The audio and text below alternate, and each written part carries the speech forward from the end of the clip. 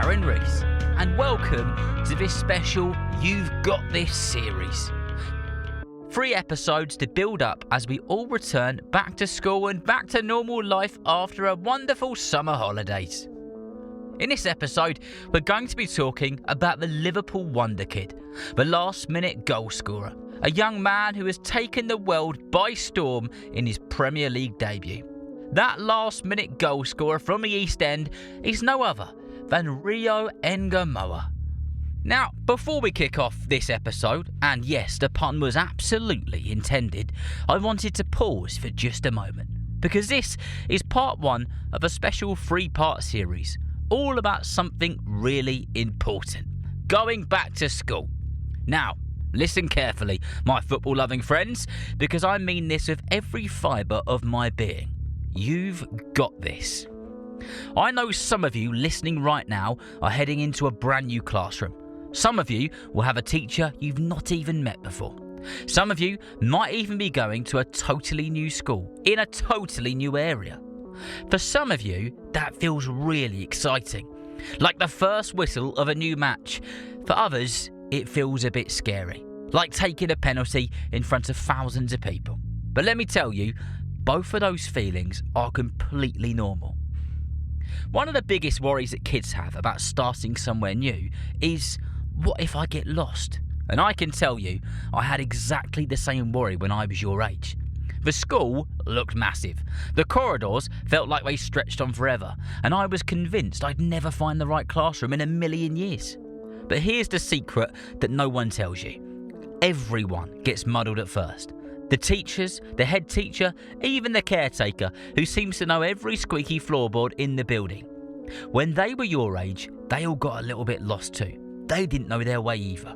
And because they've been there, I promise you, they will help you. They're not going to tell you off if you end up in the wrong classroom or you wander into the art cupboard by mistake. They'll be understanding, and you have got nothing to worry about.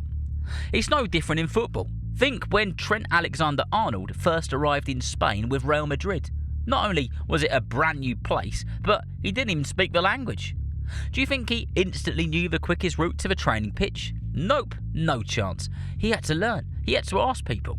When Chloe Kelly joined Arsenal, she didn't magically know where everything was from day one. It took time, but both of those people figured it out. And so will you. You've got to trust me on this. And here's a tip, and a brave tip. If you're not feeling confident about asking an adult or an older kid to help you, just do it anyway. Because 999,999 times out of a million, they'll be happy to point you in the right direction. Remember, they've been there before as well. Even if they look a bit bigger and a bit scarier, trust me, they were your age once and they got lost and needed some help too. They will give you the support you need. But here's the thing, after just a week or two, you'll be striding around your new school or new classroom or new building like Cristiano Ronaldo gliding across a football pitch, totally at home and totally in control with your surroundings. So, remember, when that time comes, don't panic. Everyone, and I mean everyone, has been where you are. Ask for help, be brave, and above all, remember, you've got this. Right then, let's get into it, shall we? On the life and journey so far of the unbelievably talented and wonderfully gifted young man from London who's banging in goals for Liverpool when they need them most. And this story starts in the bustling heart of East London, where the streets hum with life and the air is thick with dreams. Rio Ngumoha came into the world on the 29th of August 2008. Okay, adults, I know you feel really old now. He grew up in Newham, where football wasn't just a game, it was practically a second language. Now, Rio wasn't the sort of boy who shouted about how good he was. He was actually quite shy. He was the polite type, the kind who would quietly queue for his lunch, thank the dinner lady, and then, once on the playground, transform into a footballing wizard. His feet, quite simply, told stories. Magical, magical stories. At trials for the local Newham district team, the poor defenders might as well have been chasing shadows. One coach remembered him as tricky, skillful, quick and sharp with a low centre of gravity. He could dribble past anyone with a sort of ease that made grown-ups stand up with their mouths wide open in amazement. But here's the thing about Rio. He wasn't just talented, he was relentless. His older brother, James, would march him down to the local Power League football cage, and the two would play for hours, rain, shine, or the kind of wind that would turn umbrellas inside out. They trained no matter what. But it went on pretty much every day for years and years and years. That secret grind created something special. Coaches could see it even then. One former Chelsea youth coach remembered telling Rio's brother James he'll win a Ballon d'Or one day, that boy. Trust me, when the coach said it, it wasn't a polite throwaway line, but it was a completely honest compliment. Because to him, Rio wasn't just good, he was miles ahead of everyone else his age. The story of Rio Ngumoha began. A boy with a ball, a brother by his side, and a dazzling future. So much so that it could light up the whole of London. All that relentless practice began to shine through in 2016, when an 8-year-old Rio Ngumoha joined Chelsea's world-famous academy at Cobham. It was a huge setup, straight into one of the most competitive youth systems in the country. But Rio rose to the challenge straight away. He didn't just hold his own, he often played in older age groups and still ran the show. Whether he played against boys a year older, one of the coaches said it was like a field day for him. He had a lot of fun. Rio's talent stood out amongst the rest, whether it was his left foot, his right foot, or just the way that he played and did everything else. Fans and coaches were always on their feet, waiting for something to happen, because this kid, when he had a football, he was always going to do something special with it. Rio wasn't just a showman though, he developed a sharp instinct for goals. At 14, he was still smaller than many of his opponents. That didn't stop him inspiring a Newham school side to glory in the London Youth Games, scoring goals that left jaws on the floor. At Chelsea, the success kept on coming. In October 2023, Rio was named player of the tournament as the Blues under-16s claimed the national championship. Then, in April 2024, he scored in the final when Chelsea's under-17s beat Wolves 3-1 to lift the Premier League Under-17 Cup. His name was now being talked about across the country, not just as a promising player, but as a potential star. Then, the England setup soon came calling. Rio pulled on the Three Lions shirt for the under-15s and under-16s in 2023, scoring goals at international level, just as he did for Chelsea. And in 2024, the Guardian newspaper picked him out as one of the top 20 Premier League academy talents, describing him as skillful and creative, with a future that could take him anywhere he wanted to go. Big praise from a big paper. But through it all, Rio never lost sight of who he was. When he left secondary school early to focus on football, oh, and by the way, don't think that he just gave up with education, because he still had to do all of his test papers and he still had to go through tuition and everything else. Some people thought that he had left that part of his life behind. But 2 years later, he stunned his old classmates by showing up at their school prom, taking pictures with everyone and celebrating like he'd never been away. That sums him up, said his former teacher William Brobby. He's very down to earth. Rio's journey was already gathering speed. But moments like this proved that no matter how far football would take him, he'd never forget the people who were there from the very start. After 8 years of developing at the Chelsea Academy, Rio made a bold and exciting move in 2024. He joined Liverpool'S at just 16 years old. Rio signed with the reigning Premier League champions, eager to take on a brand new challenge and continue his journey at the highest level. It was a transfer that spoke volumes about his ability. Top clubs all across England had taken notice of him, and trust me, plenty had tried to sign him. But it was Liverpool who secured the deal. For Rio, the move was about opportunity, and Liverpool wasted no time in giving it to him. Their new head coach, Arne Slot, immediately recognised his potential and fast-tracked the teenager into the first-team training sessions at the AXA training centre. For someone so young, it was a rare chance to rub shoulders with Premier League stars, and he didn't look out of place a single bit. Word of his talent quickly spread across Merseyside. Supporters were eager to see him play, and the media dubbed him a £60 million Wonderkid. But beyond the headlines and all the media attention, What stood out most was his skill, his creativity, and the calm confidence he carried into every session. Liverpool fans didn't have to wait long before they got their first glimpse of someone very, very exciting. On the 11th of January 2025, just a few months after joining Liverpool, Rio made history. At only 16 years and 135 days old, he was handed his professional debut on the FA Cup third round tie at Anfield against Accrington Stanley. Accrington Stanley? Who are they? To put it into perspective, he became the second youngest debutant in Liverpool's long, glittering history. And even more remarkably, the youngest ever to start a first-team match for the Reds, and the youngest to appear for them in the FA Cup ever. Imagine it, walking out at Anfield in that famous red shirt with your name on the back, hearing "You'll Never Walk Alone" ring around the stadium, and knowing you're just 16 years old. Rio did exactly that, and then helped his side to a 4-0 victory.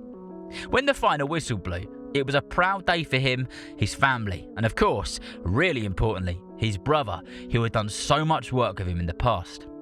From there, he stayed close to the senior squad, learning, growing and training alongside Liverpool stars. Then came the summer of 2025 and the club's pre-season tour to Hong Kong and Japan, a stage where Rio really started to shine. He played in 4 games against experienced professional sides. He recorded 2 goals and 2 assists, showing that his talent wasn't just about potential anymore, it was present, it was real. One moment stood out above the rest though. Back at Anfield in the friendly, Rio pounced on a loose ball deep in his own half. With a crowd on their feet, he surged past defenders before bending a stunning 20-yard strike into the net.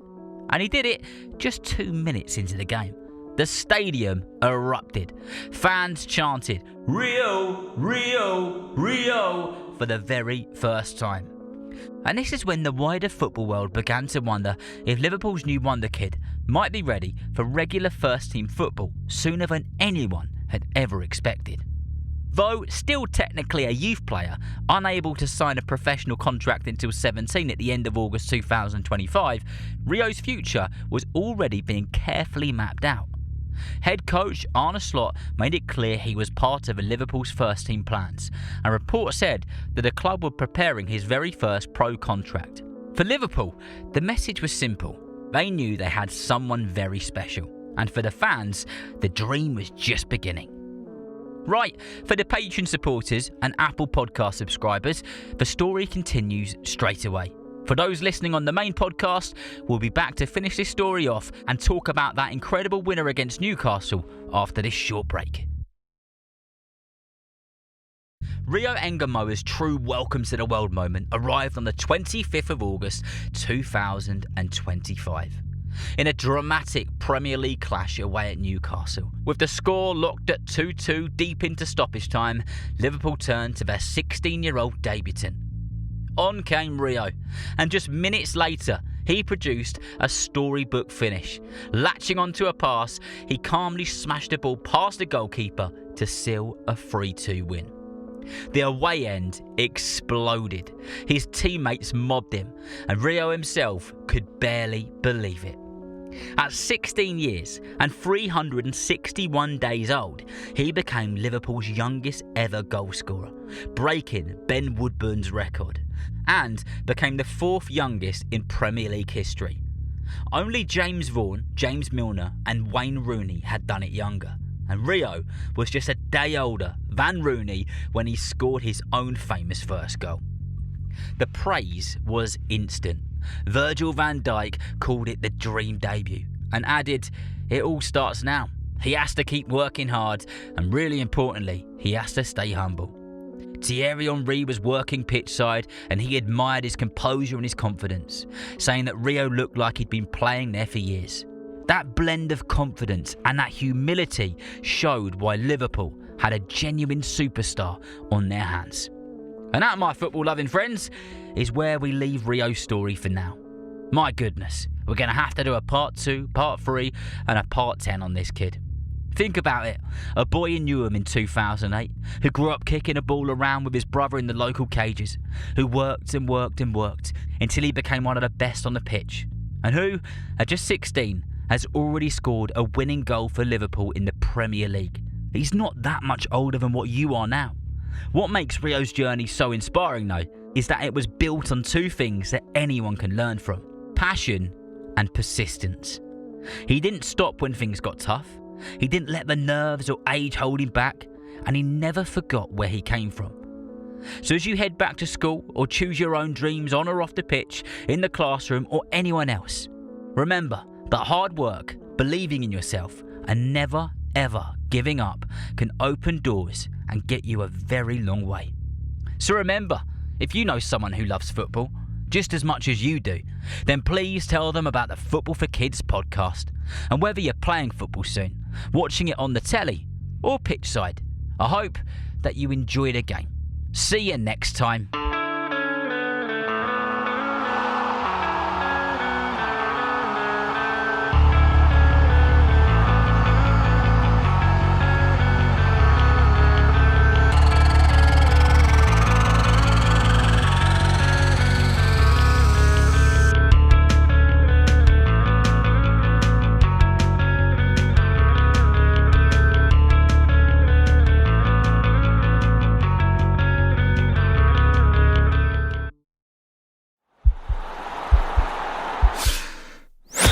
This podcast is part of the Sports Social Podcast Network.